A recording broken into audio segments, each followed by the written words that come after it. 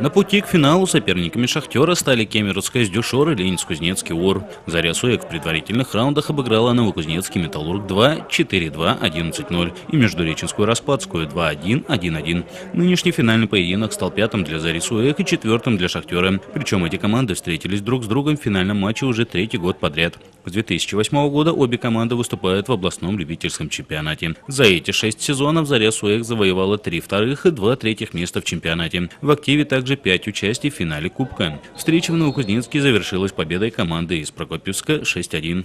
«Шахтер» повел на 8-й минуте 1-0. На 16-й Александр Дрёмин опасно пробился штрафного чуть выше ворот. На 24-й Иван Амельянов бьет из-за предела штрафной и тоже выше ворот. 28-я минута точно удар Луськова и счет 2-0 в пользу прокопчан. На 50-й минуте красивую многоходовую комбинацию «Шахтера» завершил Горилов 3-0. И еще через 2 минуты сильный проход Лоботнева и точный удар 4-0. На 53-й Лоботнев бьет в упор. Овчинников спасает ситуацию. 67-я минута 5-0. 81-й Лоботнев 6-0.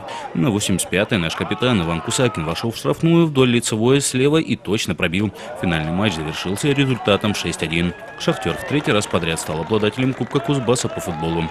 Для «Зари-Суэк» второе место – очередной серьезный успех. Мы стали серебряными призерами. Отрадно еще и то, что в составе нашей команды в основном воспитанники только Ленинск-Кузнецкой школы футбола. «Заря-Суэк» уверенно лидирует в группе «Север», опережая ближайших соперников «Индиго» из Кемерово на 7 очков и «Земляков УОР» на 10. В чемпионате Кузбасса еще осталось 7 игр.